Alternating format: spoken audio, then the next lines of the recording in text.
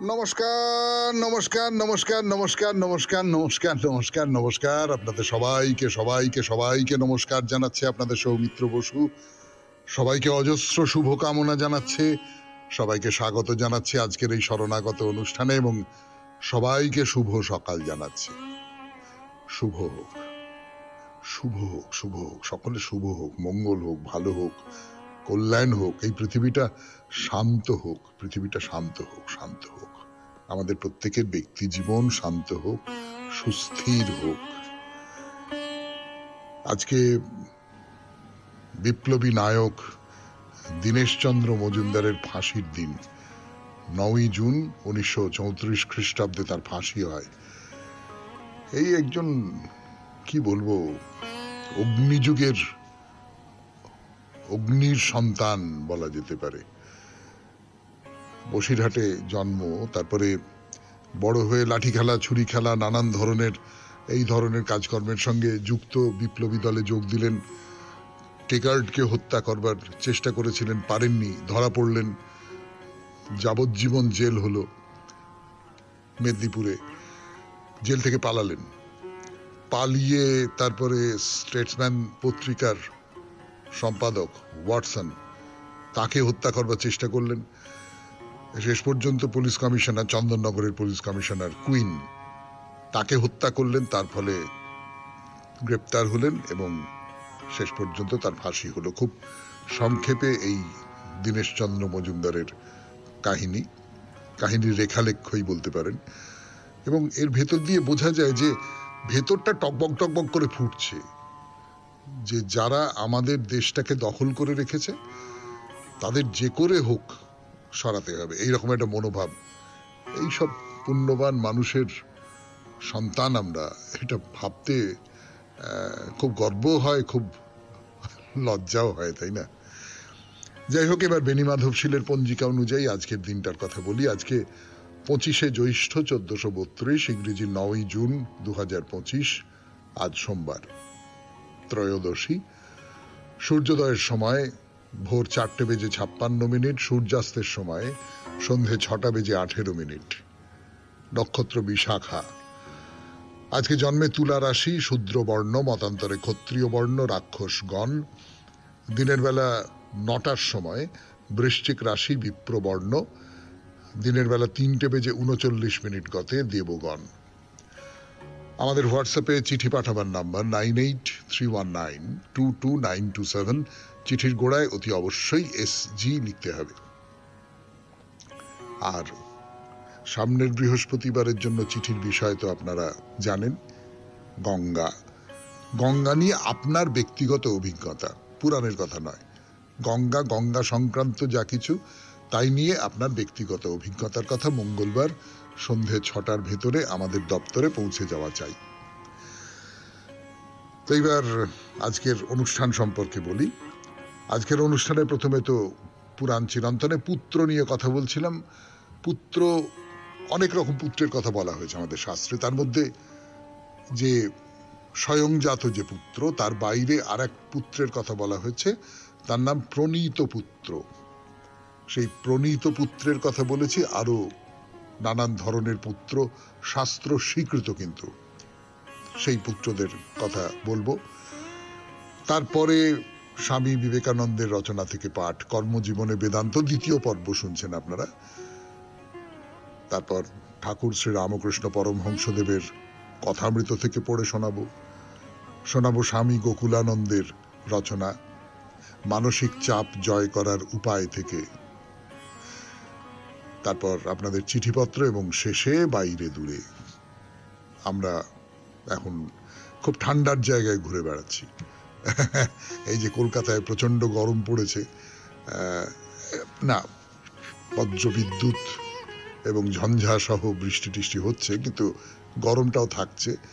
এইরকম একটা অবস্থা থেকে আমরা চলে গেছি উত্তরে, কালিম্পং। হ্যাঁ, তাহলে 92.7 বিগ FM এ শরণাগত অনুষ্ঠানে এখন পুরাণ চিরন্তন, পুত্রের কথা। আমি আছি আপনাদের সঙ্গে, আপনাদের সৌমিত্র বসু। পুত্রের কথা, পুরাণ চিরন্তনে পুত্রের কথা নিয়ে ফিরে এলাম। আমি আপনাদের সৌমিত্র বসু, 92.7 বিগ FM এ শুনছেন শরণাগত। হোক জীবনের সুর বদল। তো এই যে প্রণীত পুত্র তার কথা বলা হলো, আর এক পুত্রের কথা বলা হচ্ছে, পরিকৃত। পরিকৃত পুত্র মানে কোন পুরুষ যখন অর্থধনের প্রলোভন দেখিয়ে আপন বিবাহিতা পত্নীর গর্ভে সেই পুরুষের মাধ্যমে পুত্র লাভ করে, সেই পুত্রের সংজ্ঞা হলো পরিকৃত পুত্র। মানে বাংলা কথায়, আমি তোমাকে টাকা পয়সা দিচ্ছি, তুমি আমার স্ত্রীর গর্ভে সন্তান উৎপাদন করো। তিনি এলেন, টাকা পয়সা নিলেন, নিয়ে সন্তান উৎপাদন করে চলে গেলেন। মানে সোজা কথায় তিনি তার সন্তান উৎপাদন করবার যে ক্ষমতা, সেই ক্ষমতা বিক্রি করলেন। কৃত, পরিকৃষ্ট রূপে কৃত। পরিকৃষ্ট মানে আপনারা জানেন যে একদম ঠিক ঠিক, খুব ভালোভাবে কেনা হয়েছে যে পুত্রকে, সেই পুত্র হচ্ছে পরিকৃত পুত্র। তাহলে এই যে টাকাটা দেওয়া হচ্ছে, এই টাকাটা হচ্ছে রেত মূল্য। পরিকৃত রেত মূল্য দানেন তস্যামেব জনিতা। রেত মানে যে শুক্র, সেই রেত মূল্য। এখানে বিচার করা দরকার যে নিজের পত্নীর গর্ভে স্বামী ছাড়া অন্য পুরুষের পুত্র বলেই একে প্রথমত ক্ষেত্রজ পুত্র, এবং ধরা যাক অর্থমূল্য দিয়ে আনা হচ্ছে, সেই ক্ষেত্রজ পুত্রের ক্ষেত্রে আমরা দেখেছি যে কখনো কখনো অর্থমূল্য দেয়া হতো। যেমন মহাভারতে এই যে পুত্র হয়েছিল ধৃতরাষ্ট্র পাণ্ডুকে, কিন্তু বিচিত্র বীর্যের ক্ষেত্রজ পুত্রই বলেছে। মানে পরিকৃত পুত্র আসলে ক্ষেত্রজ পুত্রেরই একটা ধরন। হয়তো পরিকৃত পুত্র আর ক্ষেত্রজ পুত্র একই, এরকমটা হয়তো আমরা ভাবতে পারি। কাজে এই নিয়ে আর কোনো কথা না বলে আমি চলে যাচ্ছি আর এক রকম পুত্রের কথায়। তার নাম পৌনর্ভব। পৌনর্ভব পুত্র, সেই ব্যাপারটা কিরকম বলবার জন্য ফিরে আসছে আপনাদের সৌমিত্র বসু 92.7 বিগ FM এ শরণাগত অনুষ্ঠানে। প্রাচীন শাস্ত্রকারেরা আমাদের তুলনায় অনেক বেশি মুক্তমনা ছিলেন। মুক্তমনা, অথবা তাদের দেখবার দৃষ্টিটা অন্যরকম ছিল। জীবন সম্পর্কে বা স্বামী স্ত্রীর যে সম্পর্ক ইত্যাদি সম্পর্কে, বংশ সম্পর্কে তাদের দেখবার চোখটা অন্যরকম ছিল। সেই অন্যরকম চোখ আমাদের পক্ষে অস্বস্তিকর হতে পারে, কিন্তু শোনা যাক, ফিরে আসছে গানের পর। পুনর্ভব পুত্র সেটা কি? সেটা হচ্ছে অন্য পুরুষের বিবাহিতা পত্নীকে কোনো পুরুষ যদি দ্বিতীয়বার বিবাহ করে এবং তার সঙ্গে মিলিত হওয়ার পর পুত্র উৎপাদন করে, তবে সেই পুত্রকে পৌনর্ভব পুত্র বলা হয়। এইটা আজকের দিনে হতে পারে, কোনো সমস্যা নেই।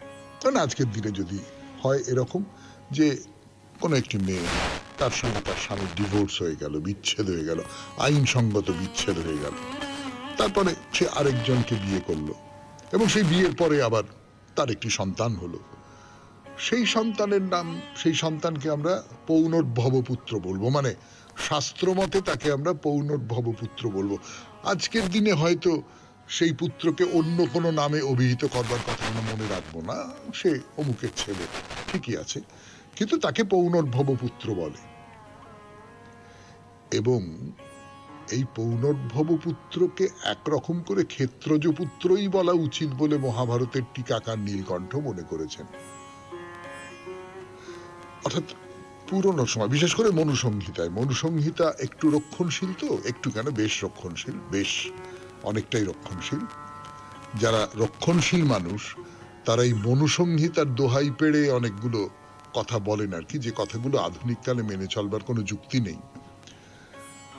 তো এই পৌনর্ভব পুত্র সম্পর্কে বলতে গিয়েও ওই খানিকটা সংরক্ষণশীল ভাবনা দেখা যাচ্ছে। অর্থাৎ একজন মহিলা যাকে বিয়ে করেছেন তিনি আর দ্বিতীয়বার বিয়ে করতে পারেন, এইটা মনু মেনে নিতে পারেন না।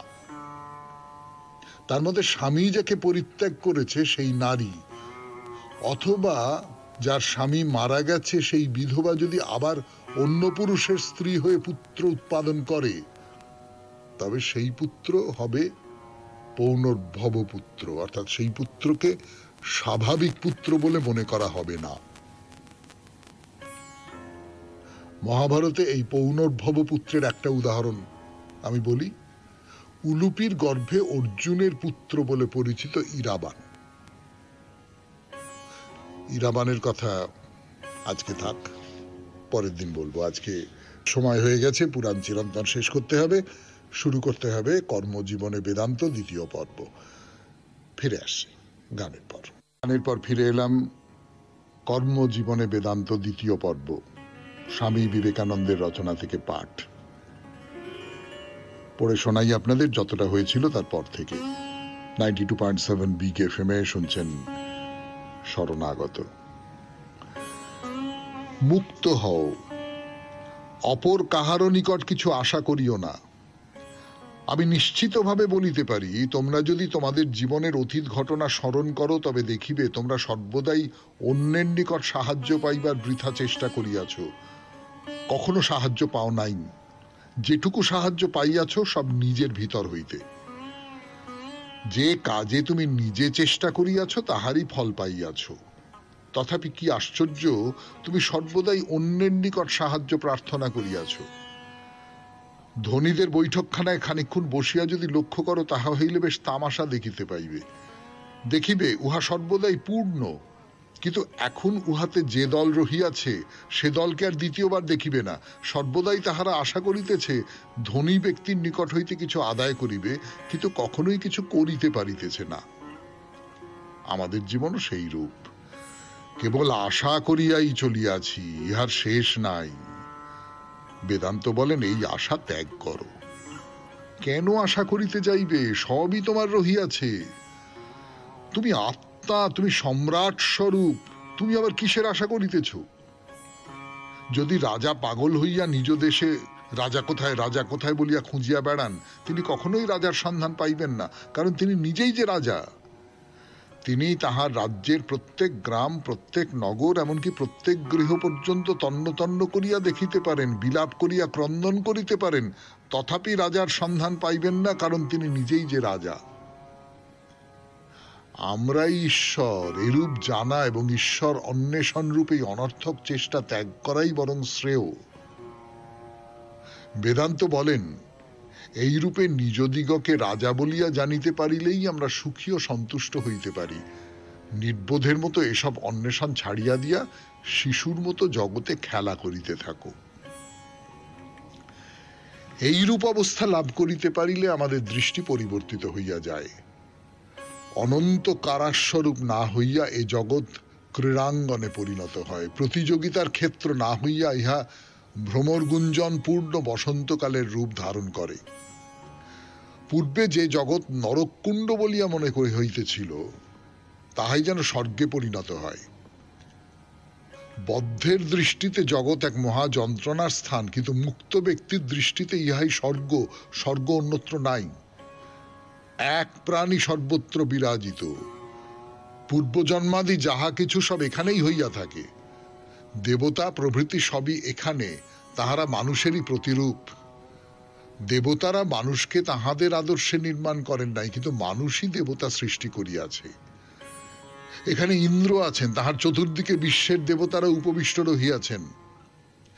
তোমরাই তোমাদের নিজেদেরই এক অংশকে বাহিরে প্রক্ষেপ করিতেছ। তোমরাই কিন্তু মূল, আসল জিনিস, তোমরাই প্রকৃত উপাস্য দেবতা। ইহাই বেদান্তের মত, এবং এই জন্যই ইহা যথার্থ কাজে লাগাইবার যোগ্য। অবশ্য আমরা যখন মুক্ত হইব, তখন উন্মত্ত হইয়া সমাজ ত্যাগ করিয়া অরণ্যে বা গুহায় মরিতে যাইব না। তুমি যেখানে ছিলে সেইখানেই থাকিবে, তবে পার্থক্য হইবে এইটুকু যে তুমি সমুদয় জগতের রহস্য অবগত হইবে। পূর্ব দৃশ্য সবই আসিবে, কিন্তু ইহাদের অর্থ তখন অন্যরূপ বুঝিবে। তোমরা এখনো জগতের স্বরূপ জানো না। মুক্ত হইলেই কেবল উহার স্বরূপ বুঝা যায়। সুতরাং আমরা দেখিতেছি, বিধি, দৈব বা অদৃষ্ট আমাদের প্রকৃতির অতি ক্ষুদ্র অংশ লইয়াই ব্যাপৃত।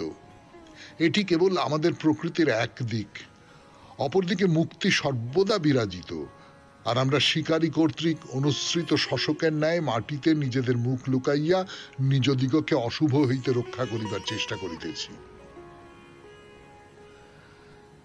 শুনলেন স্বামী বিবেকানন্দের রচনা থেকে পাঠ। গানের পর কথামৃত। এর আগের দিন বলছিলাম আপনাদের যে ঠাকুর নাটক দেখতে গেছেন স্টার থিয়েটারে। গিরিশচন্দ্র সেই নাটক লিখেছেন, অভিনয় করছেন বৃষকেতু।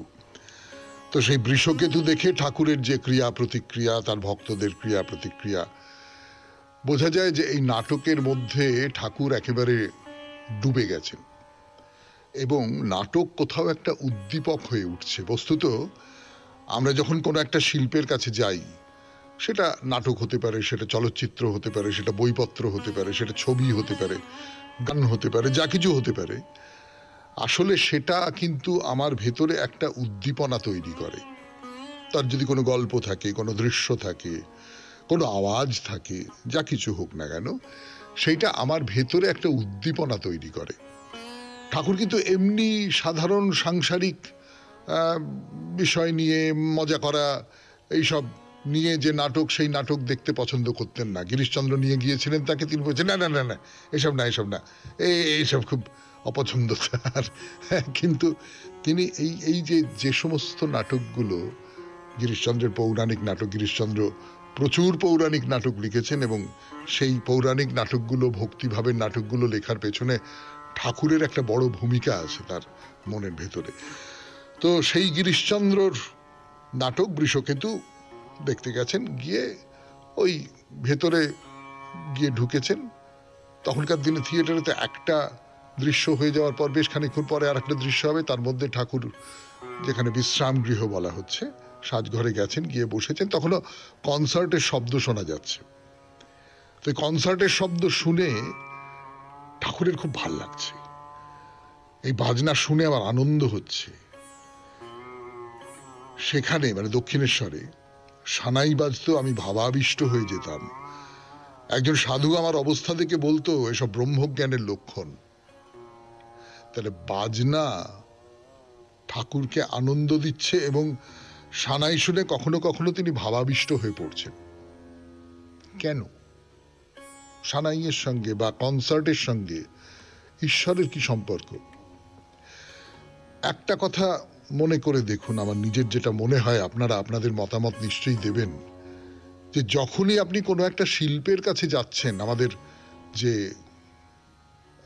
কাব্যতত্ত্ব যাকে বলে, অর্থাৎ সাহিত্য তত্ত্ব, সেখানে বলা হচ্ছে যে বাস্তবকে অবলম্বন করেই শিল্প তৈরি হচ্ছে। কাব্যের কথা বলা হচ্ছে, মুখ্যত সাহিত্যের কথা, কিন্তু সেটা একটা অলৌকিকতা প্রাপ্ত হচ্ছে।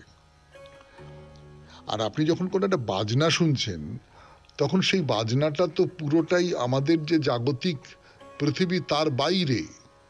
সেটা আমাদের জাগতিক পৃথিবীর আওয়াজ থেকে একটু ধার নিচ্ছে বটে, কিন্তু সে যেখানে পৌঁছে দিতে চাইছে সেই জায়গাটা কিন্তু আমার আপনার টাকা পয়সা, অমুক তমুক, তুমি কেমন আছো, আমি ভালো আছি, এই যে জগৎটা, এই জগতের মতন নয়, সেই জগতের থেকে অনেক দূরে, অনেক বাইরে। এইটা ঠাকুরের ভেতরে একটা উদ্দীপনা তৈরি করছে। এইটা ঠাকুরের ভেতরে একটা অন্য কিছু, জাগতিক জীবনের থেকে আলাদা কিছু জাগিয়ে তুলছে। এসব সেই সাধু বলেছিলেন, এসব হচ্ছে ব্রহ্মজ্ঞানের লক্ষণ। 92.7 বিগ এফএম এ শুনছেন শরণাগত, কথামৃত থেকে পাঠ। গান শেষ করে কথা শুরু করছি। স্বামী গোকুলানন্দের রচনা থেকে পড়ে শোনাই 92.7 বিগ এফএম এ শরণাগত অনুষ্ঠানে। মানসিক চাপ জয় করার উপায়। নানান উদাহরণ দিচ্ছেন স্বামী গোকুলানন্দজি তার এই যে পরিচ্ছেদটি, মানসিক অবস্থা সম্পর্কে বিশ্বের মতামত, সেইখানে পড়ে শোনাই। এক সত্যিকারের উদাহরণ দিই। বম্বের এক ভদ্রলোকের প্রথমবারের বিবাহটা ব্যর্থ হয়েছিল। তিনি আমার কাছে উপদেশের জন্য এসেছিলেন। এরপর যখন তিনি দ্বিতীয়বার বিবাহ করলেন, তার একটি পুত্র সন্তান হলো। এখন যখনই তিনি দিল্লি আসেন, আগে মন্দিরে প্রণাম করে এসে আমার সঙ্গে দেখা করে যান। স্পষ্টতই তার দ্বিতীয় বিবাহটা সফল। নেতিবাচক চিন্তার পাঁকে ডুবে না গিয়ে ভদ্রলোক যুক্তিনিষ্ঠতার দ্বারা তার সমস্যাকে অতিক্রম করে গেলেন। বিখ্যাত লেখক আর্ন বেক হতাশাগ্রস্ত নৈরাশ্যে ডোবা মানুষদের যুক্তিটা বোঝার চেষ্টা করছিলেন। এদের মধ্যে বেশ কিছু মানুষকে তিনি দেখেছেন যারা নানা ভ্রান্ত ধারণার অধিকারী। এই ভ্রান্ত ধারণার বিভিন্ন ধরনগুলির কথা নিচে বলছি। অতি সাধারণীকরণ। উদাহরণস্বরূপ, যখন আমরা ভাবছি যে প্রথম বিবাহটা যখন ব্যর্থ হয়েছে দ্বিতীয়টিও তাই হবে, এটা ভাবা ভুল। বিবাহ বিচ্ছেদের সমস্ত ঘটনাই অযৌক্তিকতার ফসল। 2, অতিরিক্ত ব্যক্তিগত করে ফেলার ঘটনা। হয়তো কোনো ঘটনা অন্য কোনো ব্যক্তির ক্ষেত্রে ঘটেছে, আমরা ভেবে নিচ্ছি এ যেন আমাদেরই ব্যক্তিগত ঘটনা। কখনো কোনো ঘটনা হয়তো প্রার্থিত ফল দিতে পারল না, আমরা ওই আংশিক প্রমাণটিকেই চাপাচ্ছি বিচারের নিক্তিতে, ফলে বিচার অবিচার হয়ে দাঁড়াচ্ছে। আমাদের উচিত সমগ্র বিষয়টির মোটামুটি পর্যবেক্ষণমূলক ধারণা গড়ে তোলা, যাতে সমগ্র ব্যাপারটি সঠিকভাবে বর্ণিত হতে পারে। জটিল কোনো বিষয়কে অকারণে খুব বড় করা বা ক্ষুদ্র করে ফেলা অযৌক্তিক দৃষ্টিভঙ্গির পরিচায়ক। আশাহীনতাকে জয় করতে সহায়ক একটি প্রক্রিয়ার কথা বলতে গিয়ে আরেকজন গুরুত্বপূর্ণ লেখক মিলার ব্যবহার করছেন বিশেষ একটি পদ, বাস্তবের অতন্দ্র তত্ত্বাবধান। এর অর্থ আমাদের বিশ্লেষণ আর যুক্তিময়তাকে বাস্তবের ভিত্তির ওপর দাঁড় করিয়ে রাখা। যে বিষয়ের আদৌ অস্তিত্ব নেই তা আমাদের কল্পনা করাও উচিত নয়। একটি ক্ষেত্রে যা ঘটছে তা যে একই রকম ভাবে আরেকটি ক্ষেত্রেও ঘটতে পারে এমন কোনো বাধ্যবাধকতা নেই। কিন্তু এটা প্রায়শই লক্ষ্য করা যায় যে অসহায় আশাহীন শ্রেণীর ব্যক্তিরা এক দূরবর্তী অবাস্তব লক্ষ্য স্থির করে বসে থাকেন। যদি এমন একটা লক্ষ্যেও তারা পৌঁছতে পারেন, তাদের মনোবল বহুগুণে বেড়ে যায়, হতাশার বোধটাও যায় সরে। কিন্তু সমস্যা, লক্ষ্যগুলোই যে দূরবর্তী আর অবাস্তব ধরনের। সুতরাং এমন লক্ষ্যই স্থির করতে হবে যা অর্জনের যোগ্য, যা অসম্ভব নয়। উদাহরণস্বরূপ ধরুন, বেলা করে ঘুম থেকে উঠতে অভ্যস্ত এক ব্যক্তি প্রতিজ্ঞা করলেন ভোরে উঠবেন। তার হয়তো সাধারণত সকাল 7টায় ঘুম ভাঙে। তার বাস্তব ভিত্তিক লক্ষ্য হওয়া উচিত এবার থেকে 6:30টায় ঘুম থেকে ওঠা, তারপর ক্রমে ক্রমে 6টা, তারপর 5:30টা। কিন্তু ভদ্রলোক যদি প্রথমেই ভাবেন তিনি 5টায় উঠবেন, তিনি ভুল করবেন, কারণ লক্ষ্যটা অবাস্তব হয়ে দাঁড়ালো এবং এই লক্ষ্যটা হঠাৎ করে পূরণ করা সম্ভব নয় বলে ভদ্রলোকের মধ্যে একটা আশাহীনতার সঞ্চার হবে যে তিনি তার প্রতিজ্ঞা পূরণে, লক্ষ্যের বাস্তব রূপায়ণে অক্ষম। সাফল্যই পরবর্তী সাফল্যকে ডেকে আনে, এবং এটা স্বামী গোকুলানন্দজি বলেননি, কিন্তু বলছেন খুব ছোট্ট ছোট্ট পায়ে এগোতে হয়। মারিত গন্ডা, লুটিত ভান্ডার, এইটা জীবনে চলার পথে ঠিক পথ নয়।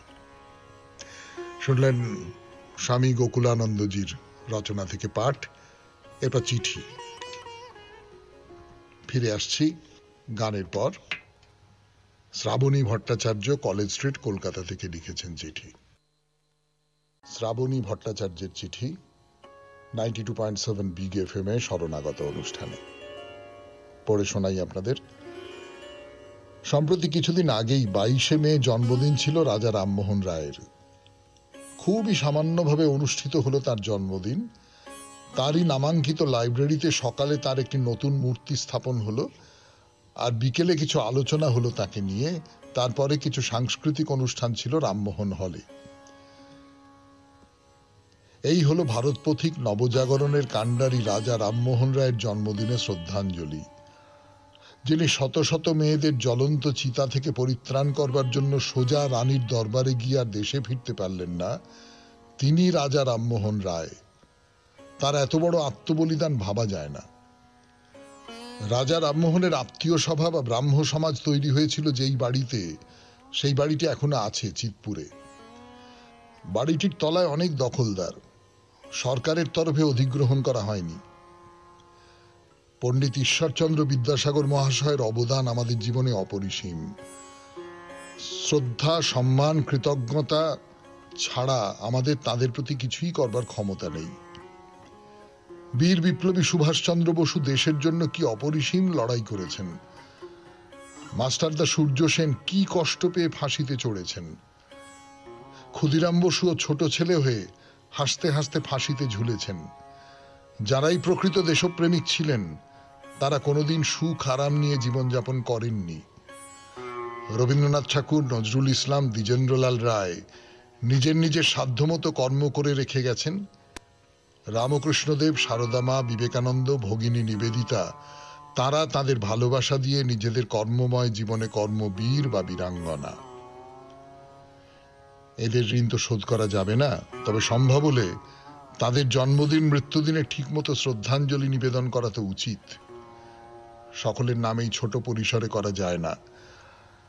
আমি আগের চিঠিতে আপনার দরবারে পেশ করেছিলাম এদের সম্বন্ধে ধারাবাহিকভাবে শরণাগত অনুষ্ঠানে জীবনী সম্বন্ধে আমাদের জানান।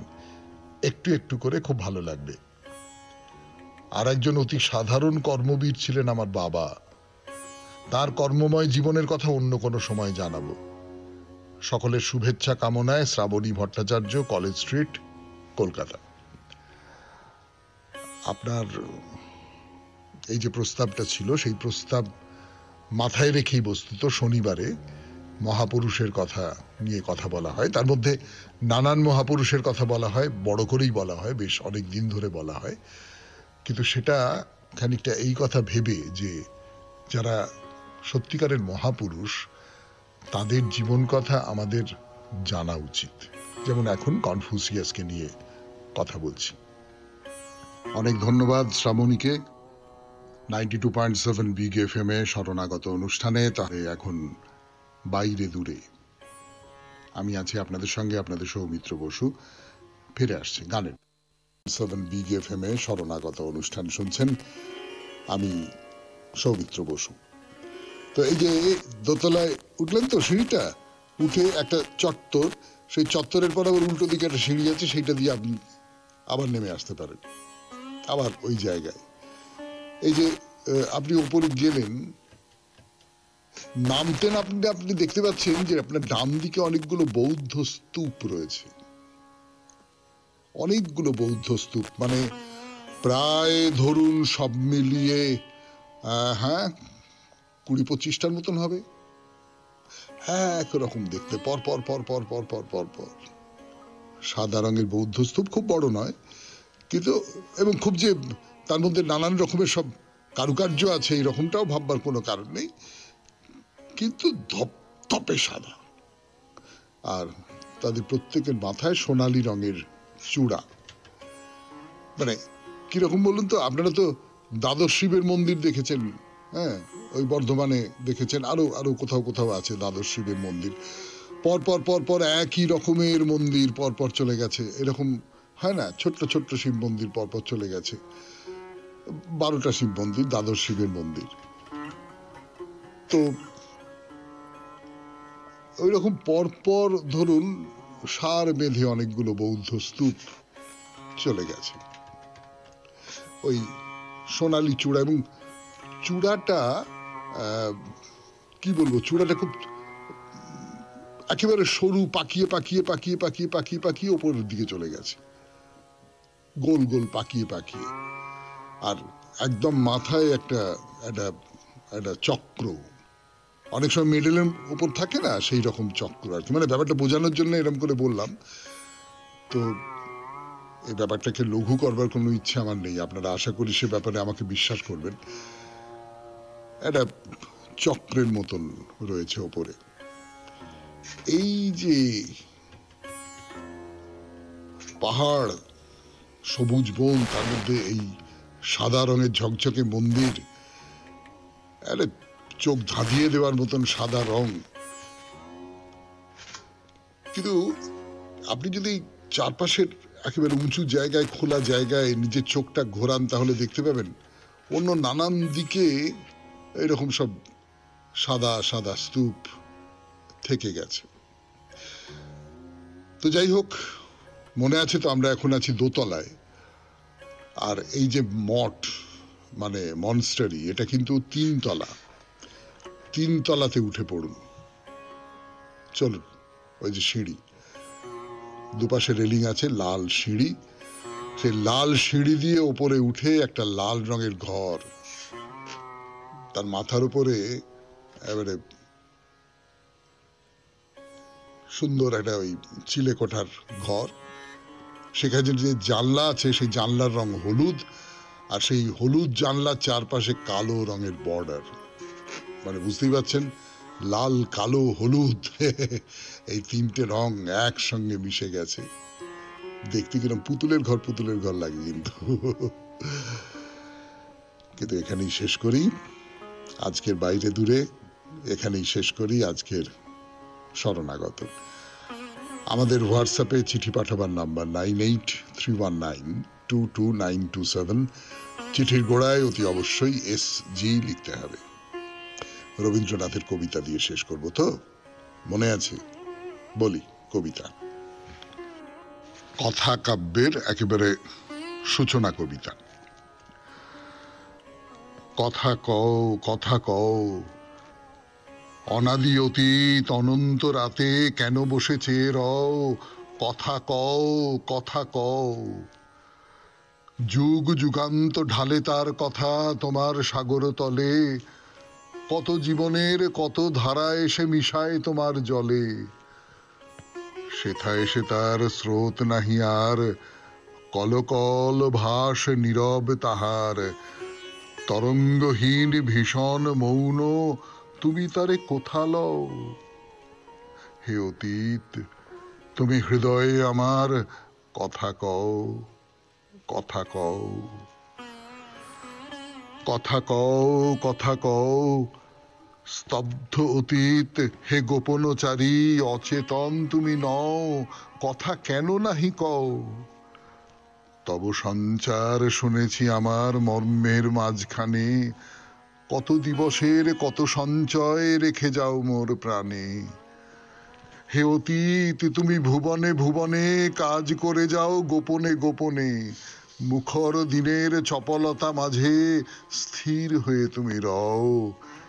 হে অতীত, তুমি গোপনে হৃদয়ে কথা কও, কথা কও। কথা কও, কথা কও, কোন কথা কভু হারাওনি তুমি, সব তুমি তুলে লও। কথা কও, কথা কও।